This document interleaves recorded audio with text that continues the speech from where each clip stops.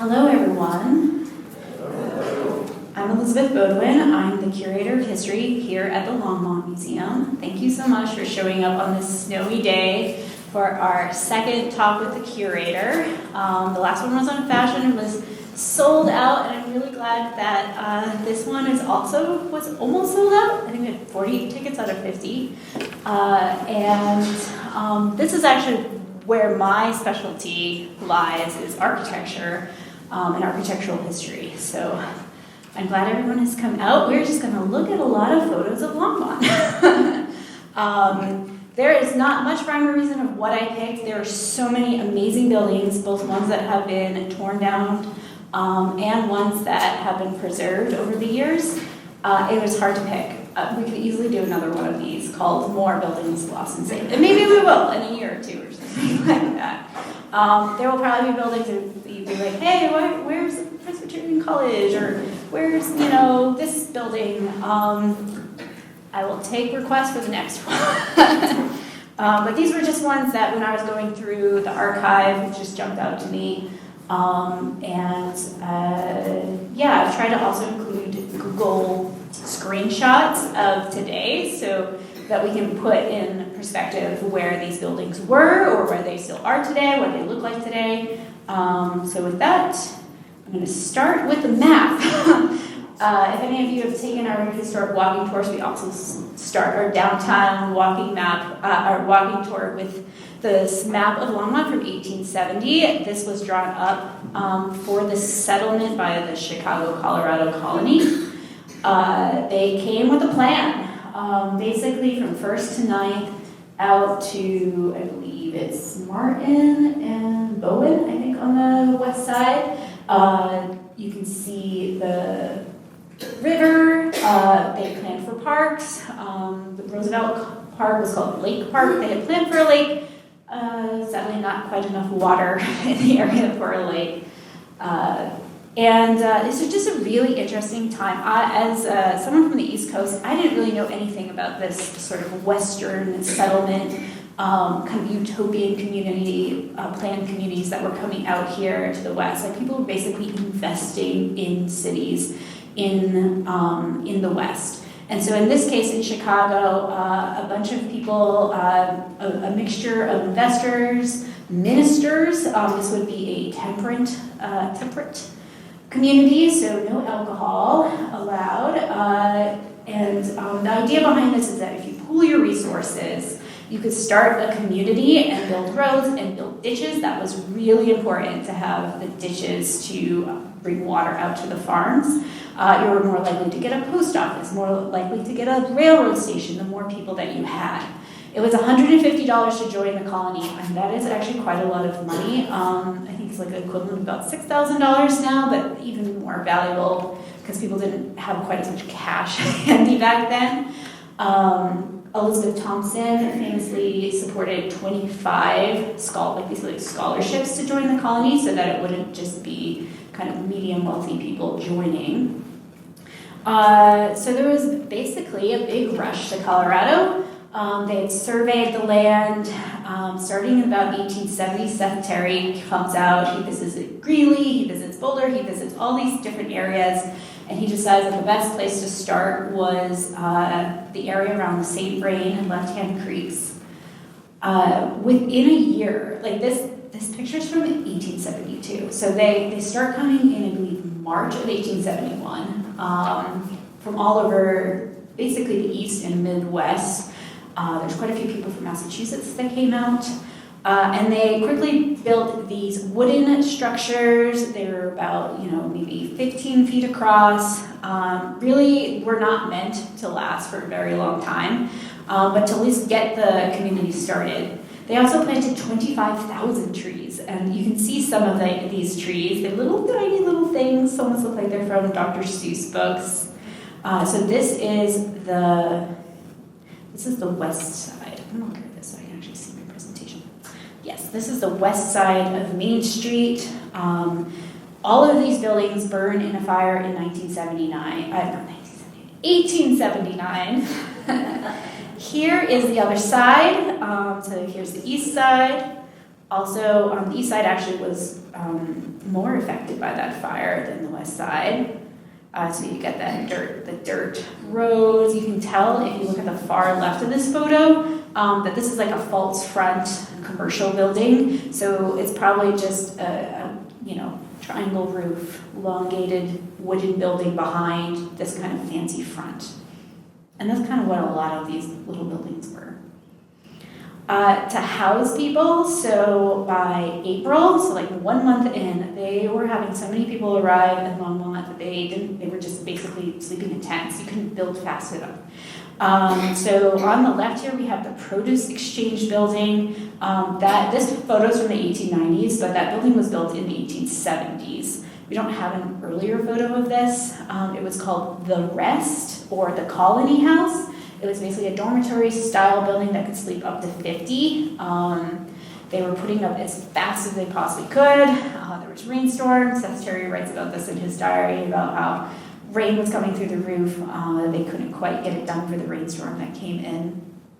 This is also an awesome shot of Main Street from 2nd to 3rd Ave. Way over on the right-hand corner, you can see the Zweck or Imperial Hotel. It has this little like crown thing that is no longer there, but in a lot of the older photos it shows up.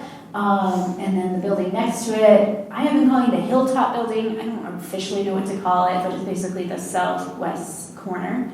And we will see more buildings of that. And then this is around the area where there's like a mat cleaning company and Santiago's.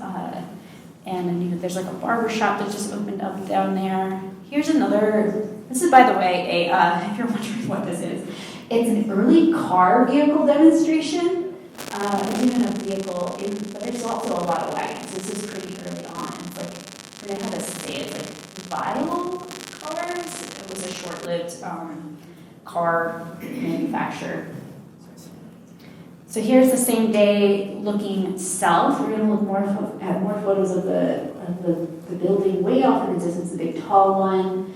This colony house did last until the 1960s. Unfortunately, it was torn down. I think by then it just kind of seemed like a nondescript warehouse building. In the 60s, the historic preservation hadn't quite come up to speed. That really didn't happen until the 70s. We lost a lot of buildings in the 60s. Here is roughly that spot. We can't quite figure out exactly where the rest was along this kind of run, but it was somewhere around where Santiago's and Moe's Bagels is. The only building to survive the fire that was originally built on Main Street is this building here. This is the Emerson and Buckingham Bank. It was built in 1871. Their safe arrived before they could build the building. And what the two men, Emerson and Buckingham, they were father and son-in-law, they rolled the safe in the middle of the road, in the middle of Main Street, and started doing transactions. And they were the first kind of available capital to investing in, if you wanted to start a business here. Here's that building today. It was moved to 3rd Ave, which is why it survived the fire. It moved pretty early, so it was moved before 1879. You can kind of tell on the right hand that there's that window at the top hasn't changed too much. And it's either a single family or a multifamily. I'm not quite sure. And you can see this building on our historic walking tour, 3rd Ave historic walking tour. The bank eventually, the Emerson and Buckingham Bank built this building, which also does not survive. This was the replacement building. It's quite a little cute building with a great little arch. It was later Longmont Realty, so this picture is maybe the 1910s after it had sold up to the Realty had taken over. This is where that building stood. This was another casualty of the 60s. There was a big project. We had an urban renewal project here, which wasn't really that destructive compared to other places, especially like Denver. There wasn't big, giant mowing down of whole entire districts or neighborhoods, thankfully, but there was a concern that the businesses on Longmont in downtown, it's much louder if I get closer. All right, that there was a concern that, well, you were getting malls and strip malls being built at that time, and no one was shopping on Main Street anymore. And they were worried that it was the parking that was keeping people away. So the parking lots that now exist on Kaufman and Kimbark were created as part of this urban renewal project. And to connect those parking lots, so you wouldn't have to go like all the way to 3rd or all the way to 4th, they created these breezeway alleys. So this is one of them.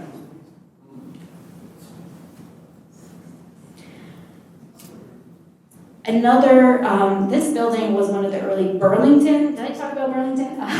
Burlington was a community that was here before the Chicago colony chose it as its location.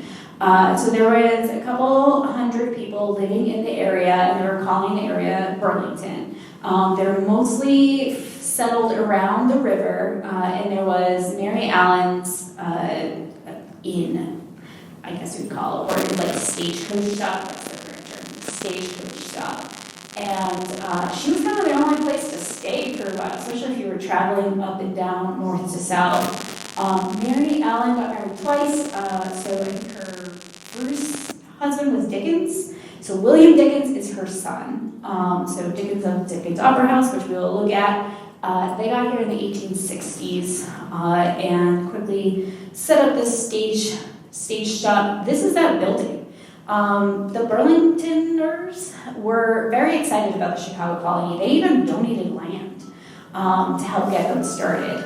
The idea that industry would come to Colorado or to Longmont and that they could be the benefactors of that industry was a strong pull.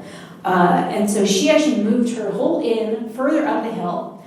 They chose the hill because the people who had been here in the 1860s said it flooded a few years ago. You might not want to make your town on the river. So that is why Longmont is up, at least downtown, old downtown is up on the hill. And so in due course, she moved her building to be closer to the center of town. And this is a picture from the 1890s. So by this point, this building was like over 30 years old.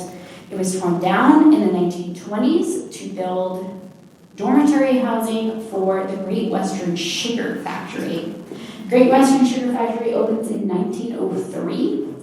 These were built in the 1920s, I believe. Yes, the 1920s. And this picture is actually really interesting. This is one of the only pictures we have of the World War II prisoner of war camp. They had them really quite close to downtown. They took over the dormitories during the 1940s, and they were Italian and German prisoners of war that were kept here. And we have some oral histories of people, who remembered kind of, trying to talk to them. They eventually became pretty, integrated into the community, even though at first everyone was pretty weary about having prisoners of war right downtown. And this is that building today. It doesn't actually look that different. It's next to the Safety and Justice Center.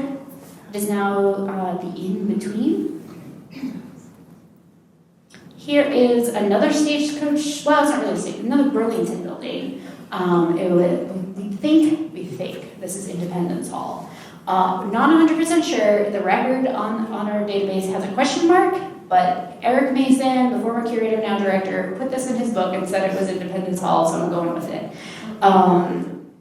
Independence Hall was William Dickens' first attempt at a social space that he would later make into the Dickens Opera House, envision a much fancier version of this. But early on, especially when Burlington was still fairly small, he built Independence Hall, and then, like his mother, moved it up the hill. It supposedly went from one corner of the 3rd and Main to the other corner, and then eventually gets moved down Kimbark a little. So the Great Western Sugar Dormitory is just to the right there, and the Safety and Justice Center is just a little further to the right.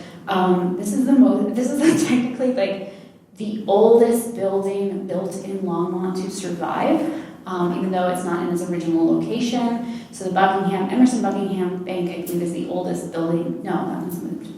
There's a house on the east side that is the oldest building built in the spot that was originally built.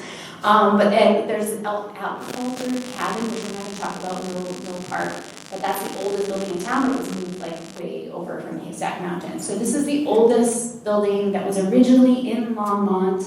Potentially the only building to survive from Burlington, although there's always the possibility that some of these older houses were then turned into like L's to newer houses or garages or garden sheds or something like that.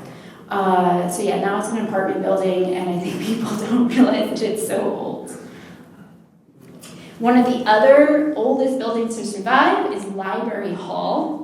So Elizabeth Thompson, who was a benefactress to the Chicago colony, she was a wealthy woman from Boston, New York, and she not only supported 25 of these sort of scholarships, she also provided a library with 300 books.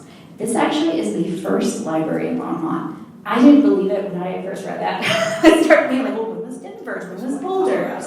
Oh, yes, sorry, not Longmont, Colorado. Yes, the first library in Colorado. This was the building that she donated the money for. This is also looking out to the mountains. A lot of times the mountains don't show up in these black and white images, but isn't that super cool that you can, how empty it is? So this is literally the historic west side. It is 335 Pratt Street. So yeah, this is not a lot built. This is probably a pretty early photo. I have it dated as 1872, so really quite early on. You can see how tiny the trees are, not all that different from the downtown photos. Here's another photo of that building a few years later, or maybe like 20 years later. And then there it is today. So if you walk around the historic west side and on Pratt Street, this is one of the oldest buildings. It's lost a little bit of its architectural character. It used to have a really cool window and a cool door frame. It is now an apartment building. Going in the library theme here. This is the Carnegie Library being built. The Carnegie Library is at the southeast corner of 4th and Kimbark. This building still survives, and I'll show you a picture of it, but I also wanted to show this picture that I just found the other day. I had not actually seen a picture of this. This is the 1970s version of the library that was torn down in the 90s for the building that we have now. So some of you may remember this building. It matched the Civic Center. It was all designed by the same architect. And here it is today. So we have the Carnegie that still survives, and we have the library behind it, the Carnegie Library. I will show another picture later on of what got torn down from the Civic Center in the library. It was actually like a whole residential neighborhood. So after the fire, we start to get more of these brick buildings. So this is an 1880s photo showing the brick buildings going up. There's still some spaces in between. The trees, they're now 10 years old, but they're not too big. One of the first brick buildings to go up is the Zweck Hotel. It's also sometimes called the Imperial Hotel. It was George Zweck who built it. He had a lot of different investments, and one of them was silver. And there was a panic, like a depression type recession, and he lost a lot of money, so he ended up having to sell. He actually sold to Mary Ellen, who then changed the name to the Imperial Hotel. This building is still with us. This photo is pretty early. This is the 1880s photo. Here it is in the 1970s. Maybe some people remember bananas. Actually, I think there was a Boulder version too. So it has been renovated many times. We're looking at the newspaper clippings, and it's like 1950s, they're renovating the building. The 1970s, they're renovating. And it's currently under renovation now. Here it is in 2024. And I'm just going to go through all of what we call the anchor buildings of 3rd and Main, just some of our nicest, grandest buildings. Here's the Dickens Opera House, and in front is this volunteer fire department, the Buckingham Fire Department, same guy as the bank. I will show you their building soon. Here it is in the 1970s. I've heard things about the La Cucina Inn and the Red Door Tavern. It was painted at that time. And in the 90s, it went through a big renovation, and here it is today. Now looking at the other corner, I don't have a lot of photos of this building. This is the one that I'm calling like the Hilltop building, for lack of a better word. It was Hilltop Realty in I think the 70s and 80s, and that's how it got that name. You may know it as the We the People building, although it doesn't say that anymore. So here it is before it went through its renovations. You'll notice there's little porthole windows at the top that actually still survive. Here is that building in the 80s, and it doesn't really look all that different now, but you can see those little round windows. There was some debate about whether this building was the same building in like this picture, and I'm like 95% sure it is. Also looking at those back windows, there's like ghost windows of former windows if you were to walk around to the back of it. This is an interesting photo. In 1946, they had the 75th anniversary of Longmont, so 75 years after 1871. So we have a lot of parade pictures, which is really helpful. Parade pictures, really helpful in doing research, especially in downtown. So here it is today. And here's the other corner. The big building is the American Legion building. We have quite a few kind of fraternal group buildings where the upstairs is a meeting space and then the downstairs is commercial space. It was actually being used as a post office for many years, including in this photo. And then also Mercantile, it's like Adams, Kitely, Johnson, Mercantile. There are a lot of Mercantile buildings on Main Street. We could do a whole program on just that. Here it is in 1990s, and I want to make a shout out to, and I'm probably going to say her last name wrong, Colette Lauder. She took pictures in 1996 of downtown because she saw downtown changing. I had a presentation, I think it was when we had the film, if anyone attended that, from the 1940s of the promotional film from the Chamber, and I made a shout out of like, I don't have photos from the 90s, like, no one seemed to take pictures of downtown in the 90s, especially when like, everyone tells me how it was pawn shops and how it's changed so much, but I don't have like a good visual, and it's too early for like Google Street View. And lo and behold, she took pictures for literally this reason. So 30 years later, she donated them to the museum. Here it is today. El Jefe's is in the Old Park Motel building, and there's various shops in the American Legion building. This is one of my favorite pictures. I love this picture. This is a Charles Boynton photo. This is looking down 4th to the east. And on the far right, we have an Undertaker building, which still exists. We are going to do a haunted history tour, by the way, in October. That will be one of them. Shout over fall programming. So that building is still there, and I've got a picture of it. And next to it is the first City Hall building. So this was built in the 1880s. It's got a little tower. It's actually a pretty small building, but it was grand.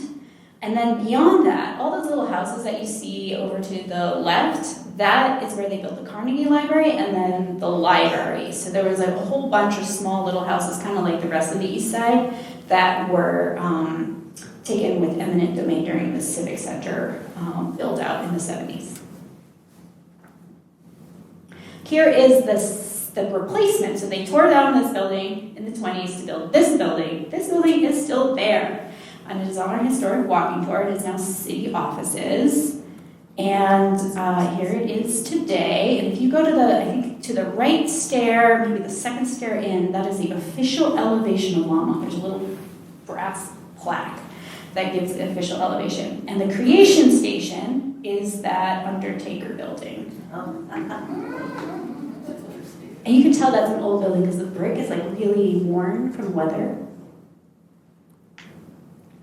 Going up one more street, and I'm not going to do all the corners, but I just wanted to highlight some of the buildings that I just find so interesting. So this is 4th and Main, the northwest corner. So originally, after the fire, they built this brick building that was a bunch of things: a bank, a drugstore, gunning drugstore, and then it would become replaced with this building. believe this gets built in the 1910s. This is just such a fabulous building, and it shows up in so many photos. Unfortunately, banking changed a lot after World War II. I got a little working thesis here that because more middle-class people could access banking, they let this kind of scary, powerful architecture go by the wayside for something a little bit more approachable. So they tore it down. This is 1959. Also, you start to get drive-through ATMs or just drive-through banking.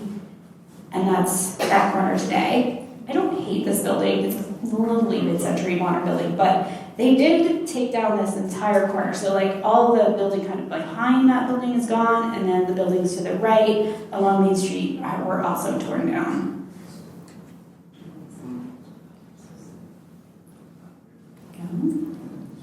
Another bank building. There are quite a lot of banks downtown. Who recognizes this one? Yeah, this is Ziggy's, and this is when it was fairly new. This is the 1890s, I believe, or maybe 1900. Those trees have gotten quite big because now they're 30-something years old. It looks more like it does today than it did in 2004. So this is 2004, right before it went through its renovation. It had been formerly a tire headquarters, but before that it was also like a soda fountain and been many things. And here it is today, so it looks a lot more. They did a good job following those old photos that I believe they used for reference. Every community needs schools. I'm not going to go through all the schools, but here's one that was torn down, the Bryant School. It had structural issues almost from the beginning, but it soldered on into the 1960s. Even though by the 1920s they were talking about like, oh, roof leaks and the thing's gonna fall on the children, and it kept going for a while, considering how much kind of worry about it was. It looks a lot like Columbine Elementary, and I mix it up in the photos all the time with that big giant entry. When they tore it down in the 60s, they put it in an apartment complex. So if you're over on the east side, so this was,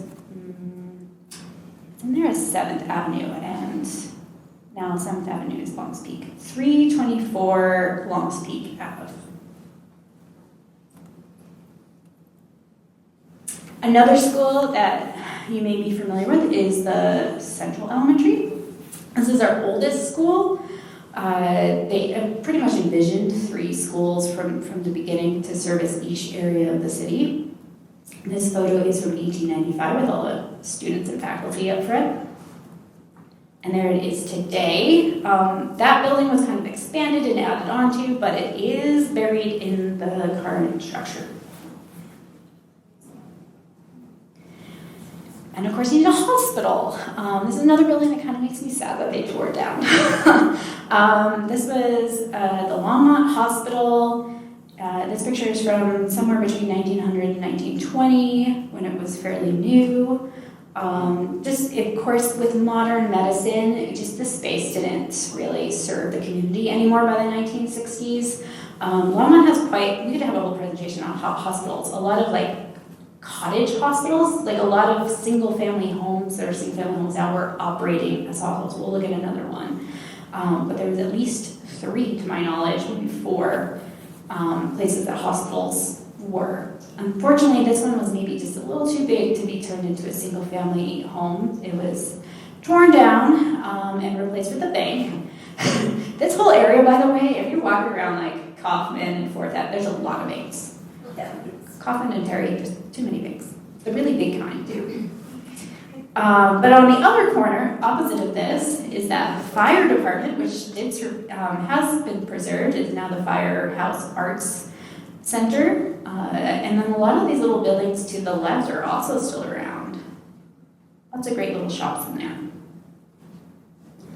This is where those Buckingham volunteer firemen ended up training, and they had like 1 fire truck, which they were using up through like the middle of the 20th century.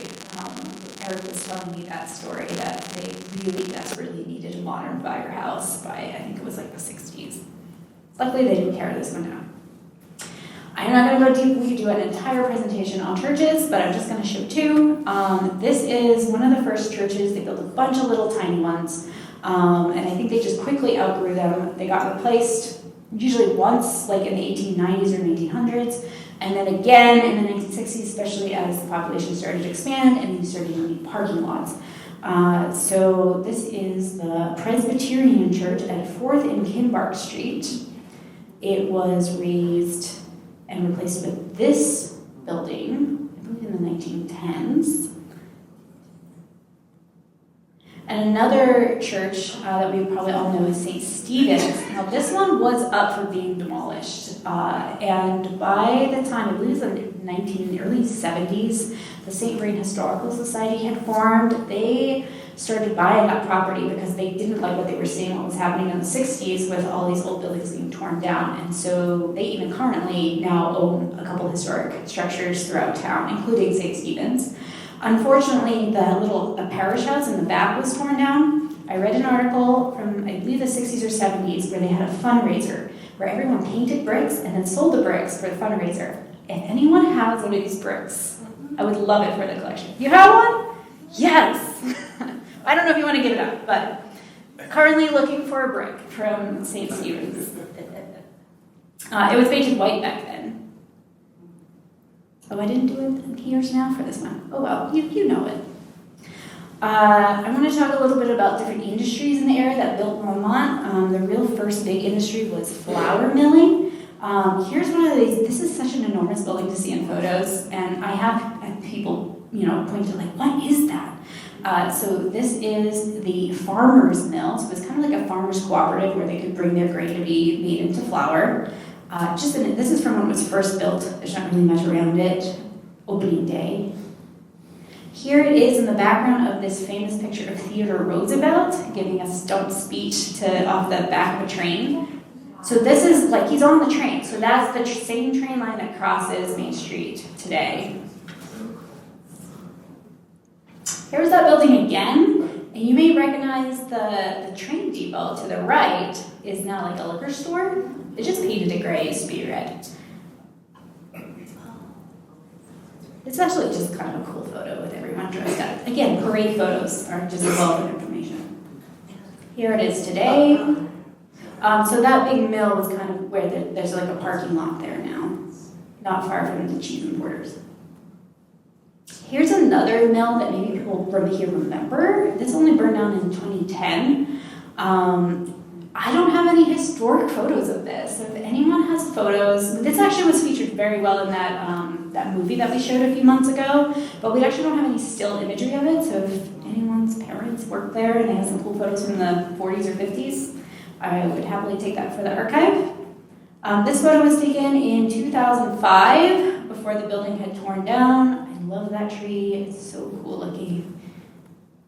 And here it is today. I believe the same family owns the property. The silos are still there, and then this other warehouse building is still there. And if you look really careful when you go by, it does say Golden West Flour Mill on the top there in very faded lettering.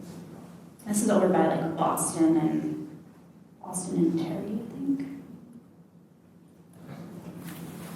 The other big industry is the cannery. This brought a lot of jobs, attracted a lot of immigrant workers to Longmont, really saw that the city really starts to grow in the 1890s with the Empson cannery coming to town. They did quite the business with canning vegetables.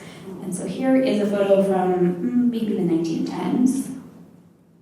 Here it is today. In the 1980s, preservation was well on its way, and this was transformed into an affordable housing apartment complex. I hear it is quite a desirable place to live. I've heard good things.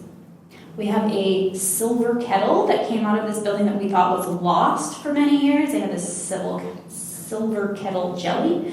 If you come on one of our NCC tours, you will see that kettle. It just happened to just still be in the building, but it wasn't found until they started working on it. And then, of course, the sugar beet factory, which really transformed the economy here. It was in business through the 1970s. It still stands. It looks a little rough. Here's another really cool shot of it from the 1890s. And then here is one of the street views I was able to capture. I'm not going to show a lot of houses, but I did want to highlight some work that our intern Sal, who is sitting over there, did for us. This building is the William Dickens house. It was the site of a murder of William Dickens. Probably his son shot him, but it's never technically been confirmed. No one's been convicted. His son had gambling debts, and it was rumored that his father was going to cut him off. So William Dickens was shot through his French window. Also something for our haunted history tour. This building still stands, but it looks a lot different. But I wanted to also show, this is such a cool photo. So this was an undigitized photo. A lot of our collection is not digitized. We probably have millions of photos, especially Times Call photos that are just in analog form. And this was a really cool long photo that's been in the collection since the 90s, but it was kind of difficult to scan. And our intern Sal was able to scan each piece of it and then stitch it in Photoshop so that we can see it all as one. And this is a great photo to zoom in on at a later date. But there is that house, the William Dickens house. The house next door is still there to the right. A lot of the houses on the left, so that's 3rd Ave, that's going off into the distance on the left. And then going to the right is Kaufman Street.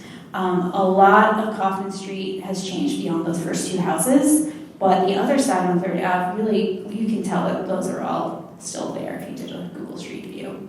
So here is that Dickens house today. It was added on. This is one of those houses that was turned into a hospital. And I think that's why it was extended so weirdly, is that they just needed more beds for the hospital. So they took off that whole front porch and then added on probably a good, 10 to 15 feet or something on the front. But the porch, if you walk around on the other side, still exists on the 3rd Ave side. And you can see that house next to it, like how far they brought that towards the road. And then, of course, to support all these agricultural industries, you needed lots and lots of farmers. And I'm only going to talk about a couple. We were just saying we could totally do a presentation about agricultural structures that still survive in Longmont. This was a photo that made me go like, oh! This is actually a colorized 1950s photo of Francis and 9th Avenue. This very large, only in a few years after this picture was taken, it would be purchased for the new Congregationalist church. So like I said, a lot of the churches, especially after the 1950s, just outgrew their space.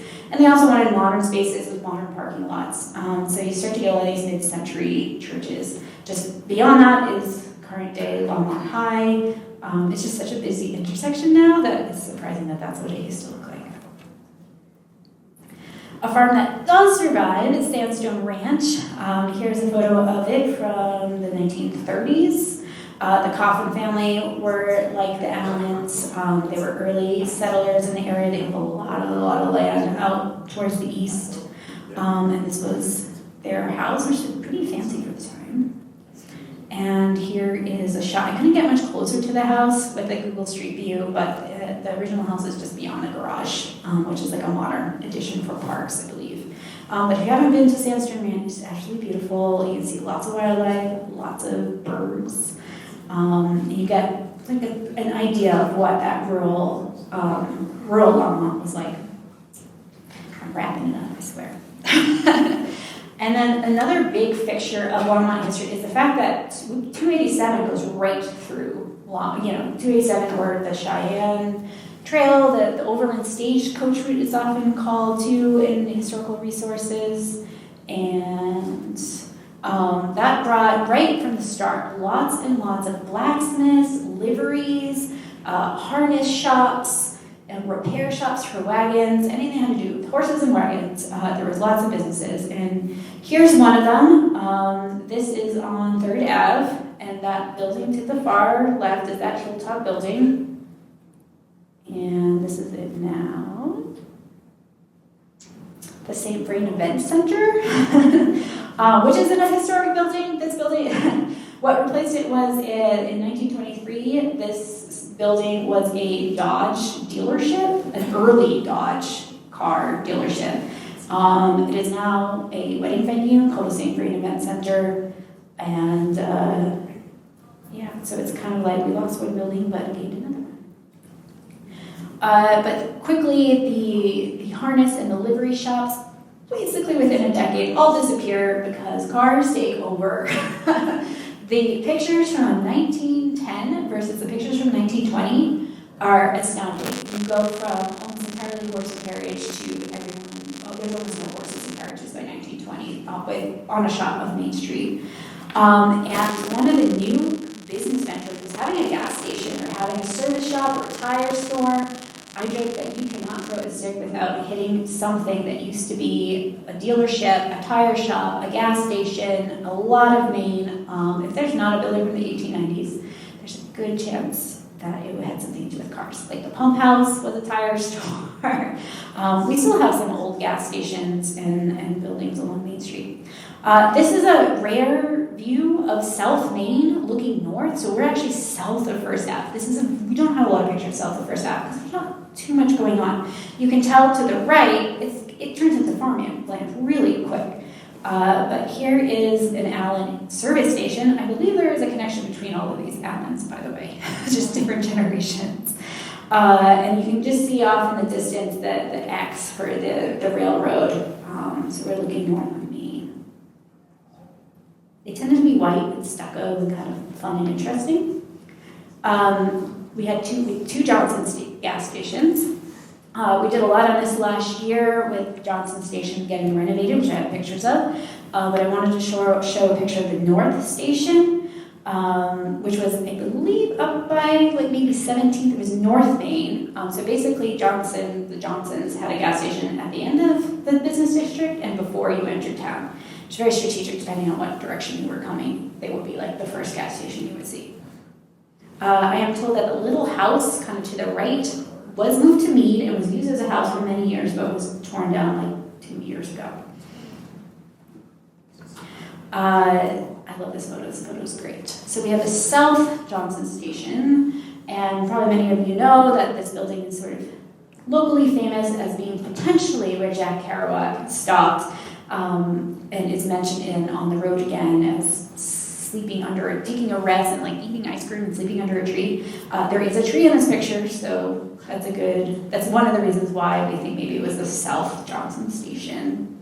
I don't think he says Johnson Station, just gas station as he was heading to the Longmont, but we like the story. We'll continue to tell it. Here it is in its heyday, all shiny and bright. The architect of this building, I can't remember the name, did a lot of really cool kind of Art Deco work around Denver. Here it is in the early 2000s, kind of painted cool colors, in its original location. I had the hardest time finding a picture of this, because people would be like, oh, it was on Main Street, on South Main, but they wouldn't really be able to tell me exactly where it was.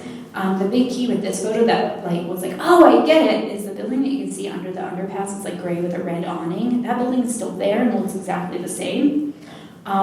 Supposedly this had to be torn down because they were expanding Ken Pratt and 287, but I don't know. Basically it was right here. This used to be a car dealership, by the way, before it was a dispensary in the early 2000s, but that LA insurance building is that grayish, that beige building with the red awning. So it wasn't really all that far away. But I don't know if it was Kiki Wallace or if it was someone else, moves the building as Prospect. The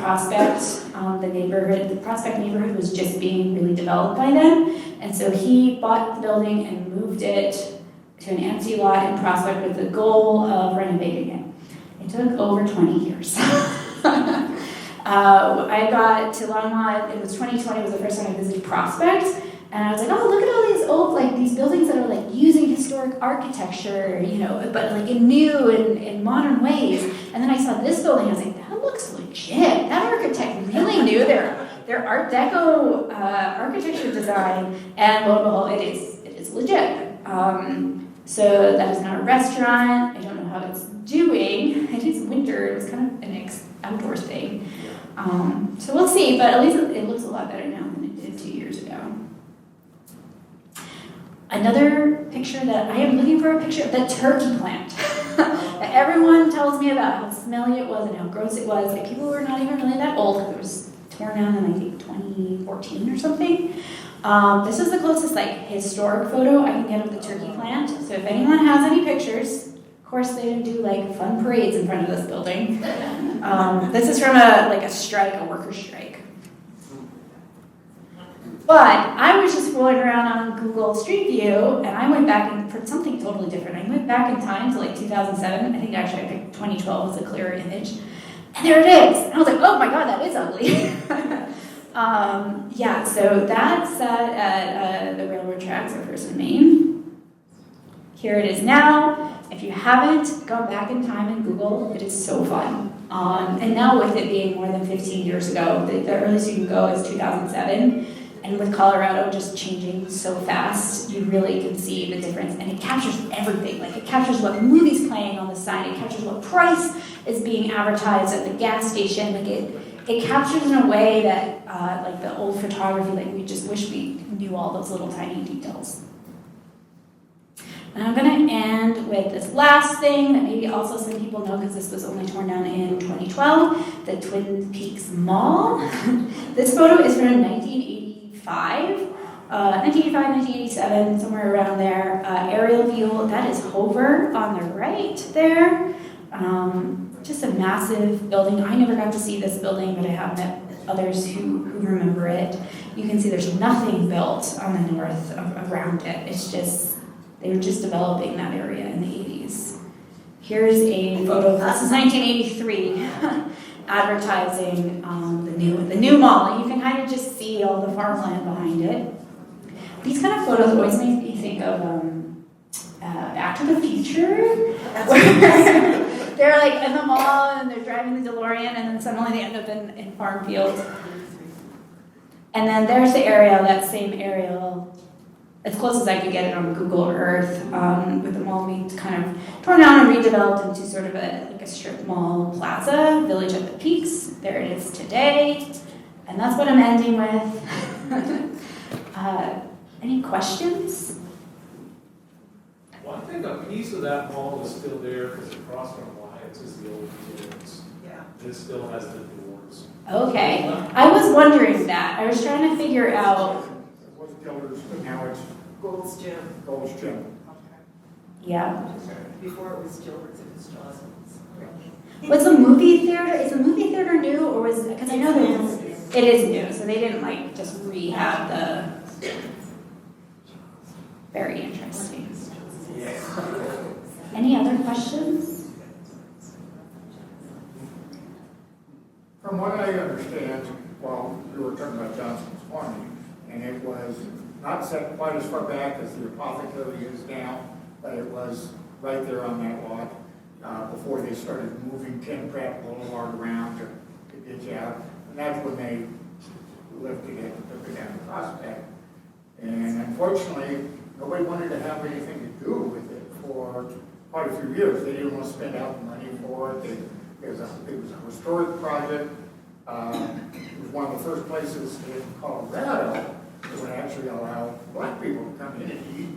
I forgot about that story. So they were actually one of the first places in this local area that would welcome anybody in. We were talking earlier about some of the fires that burned all those buildings down, and they happened in so many different towns. It was called a boom building thing where they actually had their wall joists. If you had a 3-story house, that joist would go all the way down to the basement and all the way up to the roof. And they didn't have any fire breaks anywhere in any of those joists. So if it caught on fire anyway, it's like a chimney, and it would just, that's why so many places burned. And of course, at that particular time, most of the roofs were wood shingles, so it just jumped from one to the other. So that's like, not just here, but so many other towns. Right. You know. And I'm told that they went and to try to stop the fire, they would actually tear down houses so that the flames wouldn't blow to the next A lot one. of houses. I mean, it was a way of building houses and buildings from 1860 through about 1940. And most of the historic houses there on 3rd Street and through Terry and all of that are built with the type boom system. And it's a very strong system, but if the house catches on fire, then it's kind of a bad thing. It was my understanding that J.C. Penney, Yeah. across from where the Opera House is, on the opposite side, I don't know which one of those. It is now Wolf and Wren, and I forget what the number is. It's like 3 something Main. It is one over from 3's bar, and then next to I think it's like between Landline and 3's. It's like it's a newish stationery shop called Wolf and Wren. They're really cute things. It was a butcher. Yes, the JCPenney story, if you haven't heard it, he got his start. He had been suffering some illness. I don't think it was quite tuberculosis, but he was having some health issues, and they said you should go to the dry area of Colorado. He had been working as a butcher there, wherever he was from, like Illinois or something like that. And then he was able to buy this butcher business in downtown Longmont. He was like 24 or something, very young, in his early 20s. And the biggest buyer of meat at that time was the Imperial Hotel. And the chef required basically like a bribe of a handle of whiskey to keep his business, like each week. And JCPenney was a temperance guy. He was not okay with that. And also I think the sort of like the bribery aspect to it too, he just wasn't into it. And I don't know if that was a year that Longmont was dry or not. They kind of went back and forth with whether they would allow alcohol or not.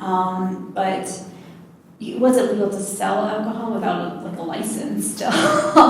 Anyway, so he ended up going out of business. Like the chef said, well, I'll take my business elsewhere. There was tons of grocery stores on Main Street, like half a dozen at least of different places where you could buy food.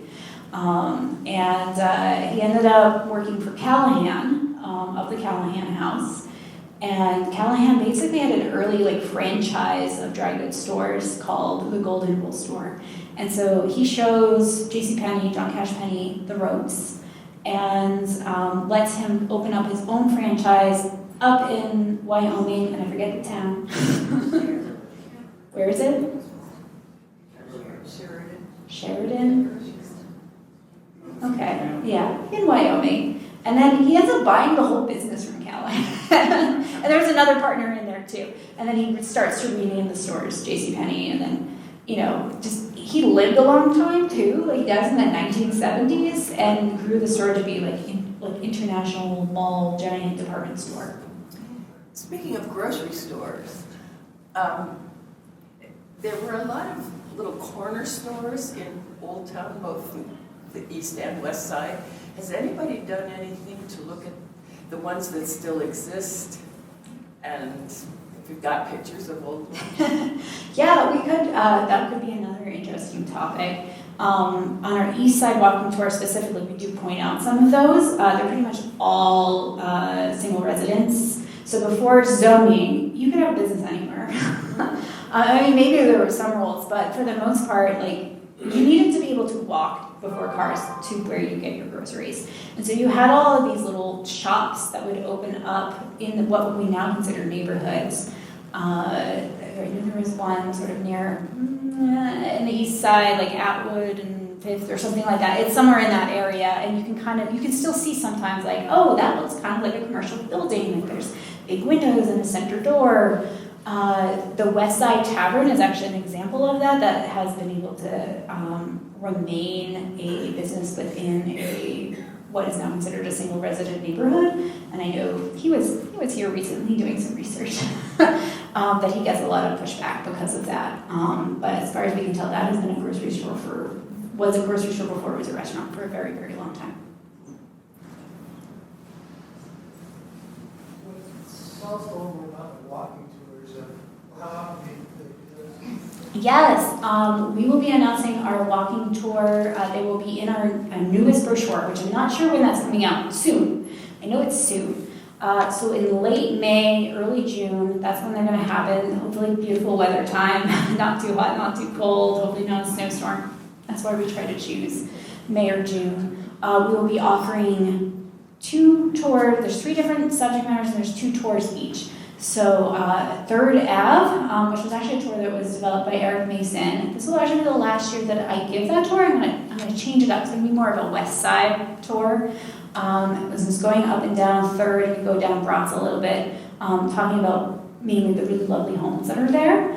And then the east side walking tour, where we go up and down Kimbark, and we talk about like the Presbyterian College and Columbine Elementary, and a lot of the buildings we didn't talk about today. And then we have a downtown one, and the downtown one is probably got the most sort of like overall arching interest from, you know, everyone's probably been downtown. So these are buildings that you see every day, places that you see every day, and a lot of these are virtual. So we don't have the east side virtual tour yet, but we have, maybe we don't have a 3rd either. We have a downtown virtual tour that you can do with your phone. So you don't have to wait for me. But if you'd like an in-person tour, we may even be able to take sign-ups. It will be a question for the front desk. Any other questions?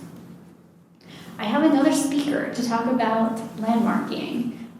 Jennifer, how do you say your Hewitt Apperson. Hewitt Apperson is here to talk about historic preservation in Longmont, so that we can still have old buildings here to look at. Thank you. I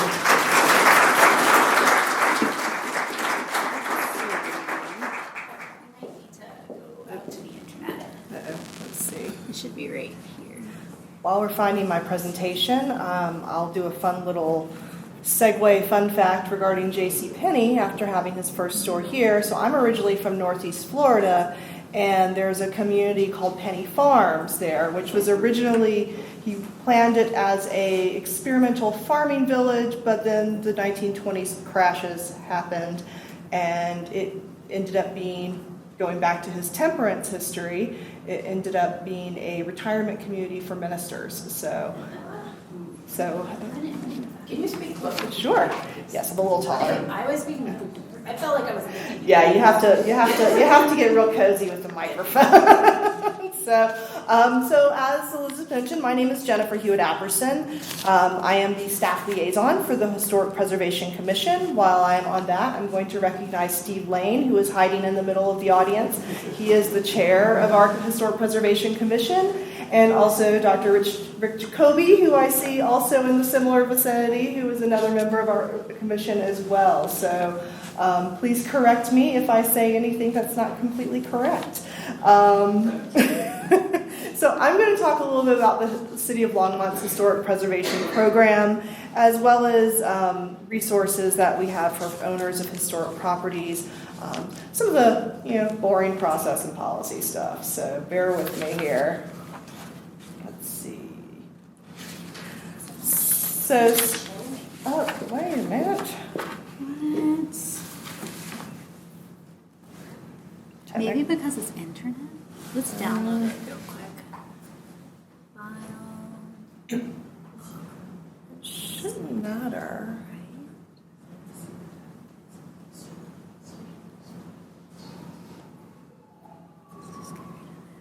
Because I'm on OneDrive. So system display. Right.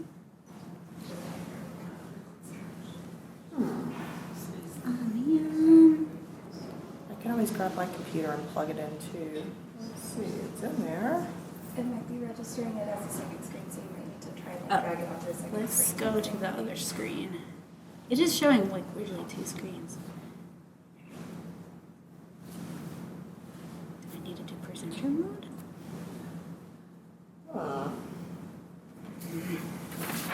Justin, this is why you couldn't leave.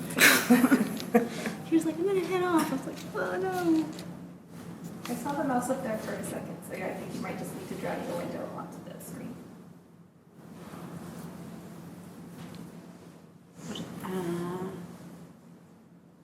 What do you mean by drag the window onto the screen? While she's working on the technical difficulties, just one other comment about the walking tours. Thank you, Rick. There is a different walking tour of the historic east side of the museum is. It was originally started for the 150th anniversary of the city, and you may have heard about it because There we go.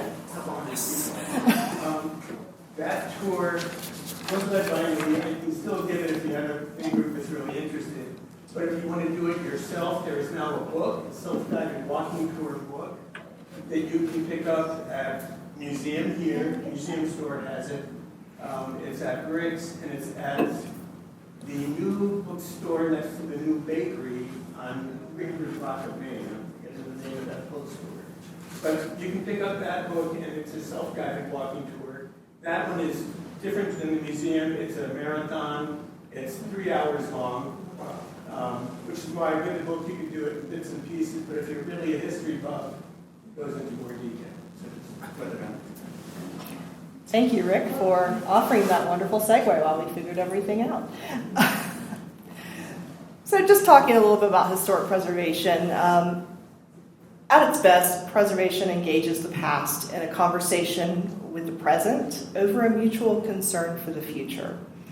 It is also an understanding that places that look ordinary are nothing but extraordinary. The places you live are extraordinary, which means that you can be extraordinary. I liked those quotes a lot. So Longmont is, we've been ahead of the curve for a long time. So our historic preservation program began in 1971. We are what is called a certified local government. We were the first certified local government in the state of Colorado. We achieved that designation in 1973. Our very first locally designated historic landmark was the Callahan House over at 3rd and Terry. 3rd and Terry? 4th and Terry. 3rd and Terry, thank you. Getting my streets boggled up here. So what is a certified local government? This is where I get into the technical policy stuff. So a certified local government is a municipality that has demonstrated through a certification process a commitment to local preservation and saving the past for future generations. This program was established in 1966 through the National Historic Preservation Act and is administered by the National Park Service, which is part of the Department of Interior. I won't make any editorial statements at this time. There are some minimum goals for being a certified local government. You have to have a qualified historic preservation commission.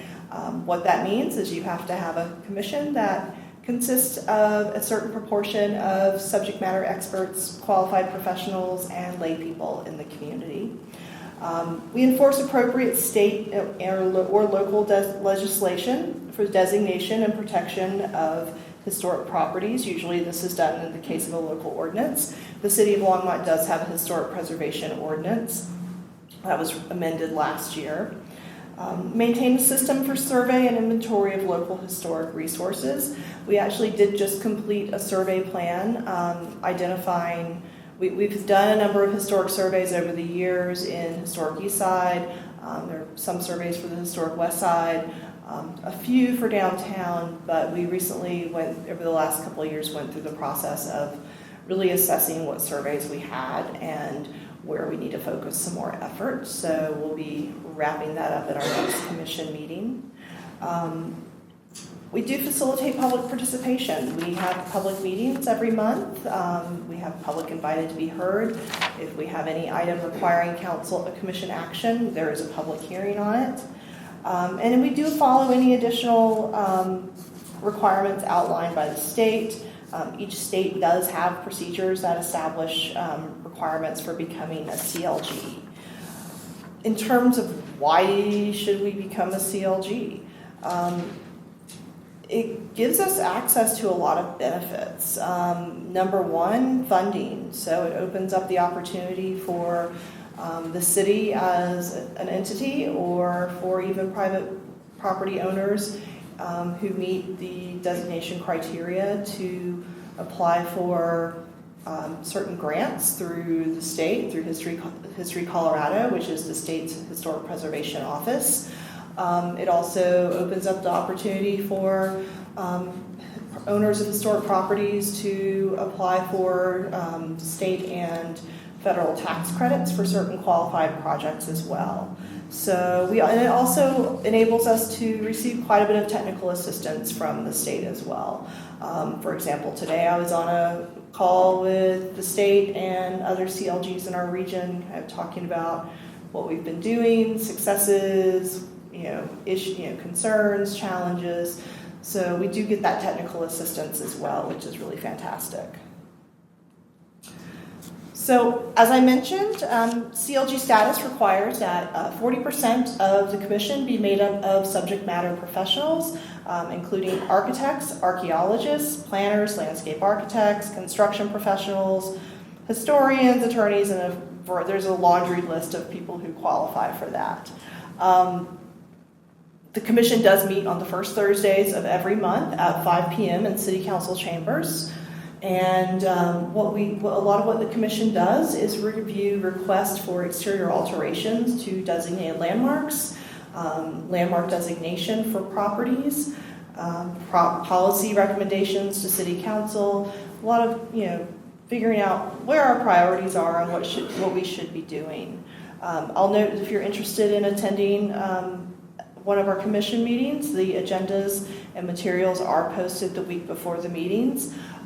Additionally, Longmont Public Media does record all of our meetings, and they are available on the city's YouTube channel if you are ever so inclined to watch a commission meeting. So exterior alterations to landmarks so that's one thing to note. We only review proposed alterations to locally designated landmarks. So people who have voluntarily brought their property. And I just recognized Commissioner Henderson sitting in the second row as well. I do apologize. So, in my defense, Commissioner Henderson's one of our newer commissioners. The commission does review exterior alterations as part of the certificate of appropriateness process.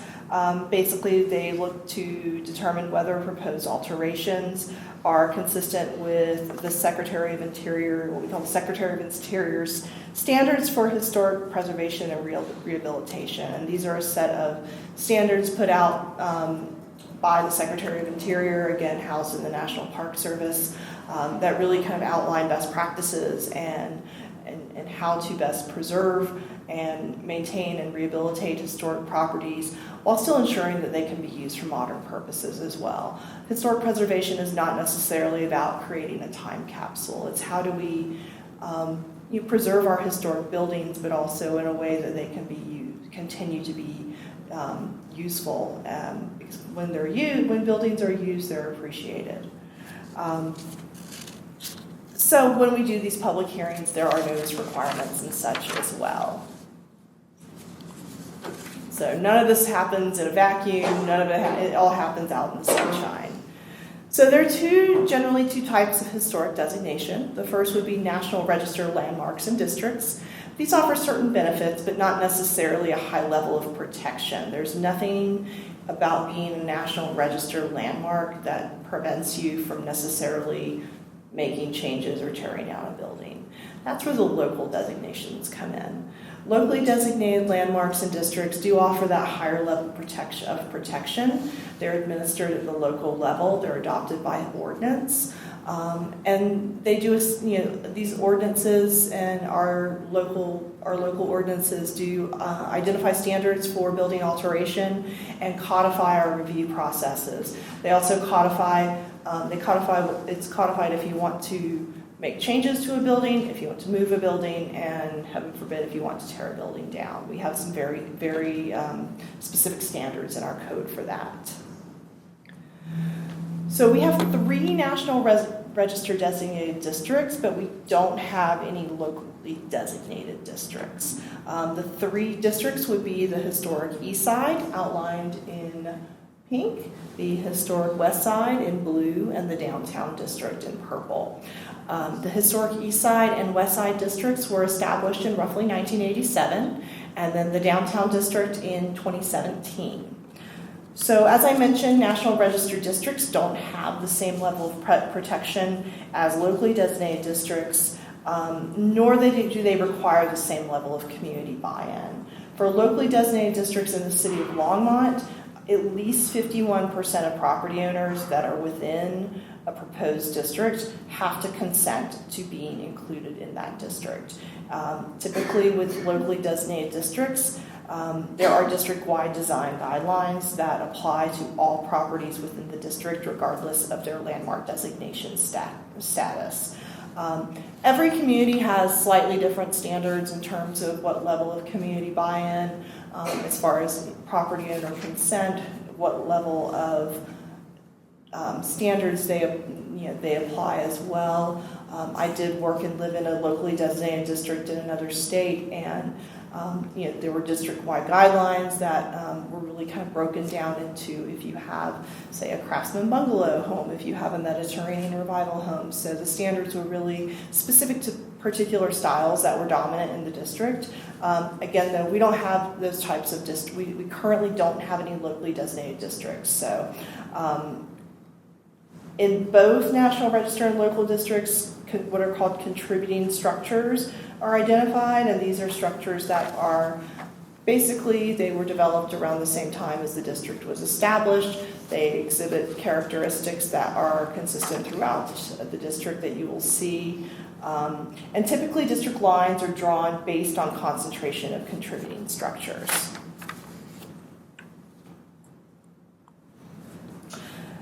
So there are 142 locally designated landmarks in the city of Longmont. These landmarks include both grand, late 19th and early 20th century civic and commercial buildings, stately mansions and larger homes, as well as smaller bungalows, railroad worker homes, agricultural buildings, and mid-20th century monuments. Our landmarks really span through the variety of types of buildings and different uses and such. This variety does demonstrate that all types of buildings and structures that reflect all walks of life are important reminders of our history. Depicted up in the, let's see, is this going to work here? I don't want to mess something up. Okay, well, there we go. This building here, some of you may be familiar with this particular structure. The Tower of Compassion is the most recently designated local landmark in the city of Longmont. It was designated last year and is currently under consideration for listing on the state and national registers of historic places. It was built in 1973 and donated to the city of Longmont by the Kanemoto family. And the tower is a traditional 5-level Japanese pagoda that was a gift of gratitude to the community. It's thought that there's some evidence that it was probably the first traditional Japanese pagoda that was built in the United States, west or east, I should say, of San Francisco and California. So it's a pretty unique structure. So really this was a gift to the community from the family to really commemorate the kindness of towards the Japanese American community during the dark days of World War II that brought this systemic discrimination against and imprisonment of Americans of Japanese descent. Stories like this and memorialized by the Tower of Compassion really do remind us of our past and do provide cautionary tales for our future. So Elizabeth did mention the sugar beet factory. I'll just add a quick aside. It is not a local landmark, and one of the biggest reasons for that is it is not technically within the city of Longmont's corporate limits. It is still within the unincorporated Boulder County, or within unincorporated Boulder County. It's under a few different ownerships. There's a different group of the city that has been working on coming up with a plan and trying to get things going in that general area as well. So why do we landmark? We landmark for a lot of reasons. One is to recognize historical importance of structures and places. It's to recognize architectural importance. It's to preserve structures for future generations and be a steward of our history. And there are some financial benefits as well. These financial benefits include state tax credits, as well as federal tax credits for qualified improvements. State tax credits are available for both residential and commercial properties. Federal taxes are limited to income-producing type properties, so commercial, multifamily, residential, and the like. How do we designate our landmarks? So, if you are a nerd and want to go diving in the Longmont Municipal Code, you would look at section 2.56. This identifies our standards for establishing landmarks. Ultimately, someone would make an application to staff for review and recommendation to the commission. Public hearings would be held by the commission. They would make a recommendation to city council, and ultimately city council would adopt by ordinance and would designate it by ordinance, would designate the landmark by ordinance. There are two different sets of criteria for designation. One is if you are a property owner and you want to designate your own property, and the other is if a property is proposed for designation against the wishes of the property owner. That doesn't happen very often, and there is a far higher threshold for those types of designations. At a minimum, property must be 50 years old to qualify for designation. There are additional criteria as far as whether it's associated with a historic event, whether it represents the historic and cultural history of the community, whether it's identified with a person who contributed to the community's development, their history, whether there's a specific architectural style that characterizes a specific era. So, for example, Johnson's Quarter, that Art Deco historic style, very, very much representative of that 1920s, 1930s early automobile culture. So there are 6 criteria and 6 criteria, that's not right. There are 8 criteria, and only one of those additional criteria has to be met if the property if landmark designation is sought by the property owner. There's a separate set of 6 criteria for landmark designations without the owner's consent, and in those cases, all 6 of those criteria must be met. So again, much higher bar for designation. So finally, is the question we get, can historic landmarks be altered or changed? Yes, they can. There are criteria for that, but they can be changed. There is a certificate of appropriateness process that basically is how you go through the process of doing exterior alterations. We are only going to review exterior alterations. You can do whatever you want to the inside of your historic property. We would love for you to keep it original, but if you need to make changes to it, that is totally fine. We follow the Secretary of Interior standards for historic preservation and rehabilitation, and the Historic Preservation Commission is the decision maker on certificates of appropriateness, and those decisions can be appealed to City Council, which has happened in the past. Fortunately, it doesn't happen too often.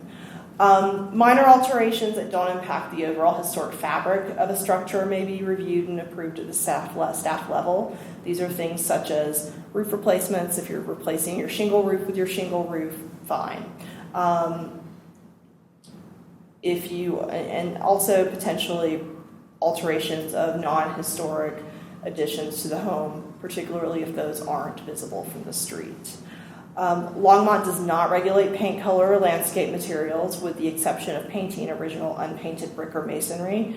One of the key commandments of historic preservation, thou shalt not paint original brick. You would be amazed. It's not a good thing. It's bad for the brick, and it just really is really detrimental to the historic fabric of the property. Per the Secretary of Interior standards, original building materials, including windows, should be repaired rather than replaced, unless they are deteriorated to the point where repair is just not possible. When in doubt, please call me for guidance. And with that, this is my contact information. And when I say deteriorated to the point where it can't be repaired, I've seen miracles happen with repair work in all manner. And additionally, there are, in terms of sustainability, there's a saying in the preservation community, the greenest building is the one that already exists. So you're not contributing to a landfill when you are repairing versus replacing. And additionally, there are steps you can take to improve your efficiency that don't require changing out original windows and other original materials. There are a lot of things you can do. Historic preservation staff and also the commission are here to really help guide our historic property owners and assist them with making good decisions for their property. That's a big reason CLGs are required to have these subject matter professionals on the board, on the commission.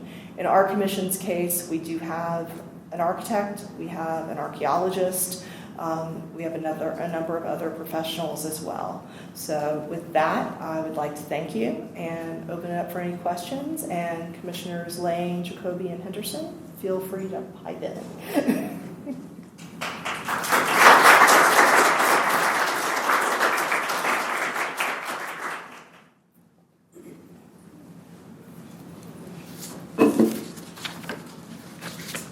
Boring process stuff, I understand.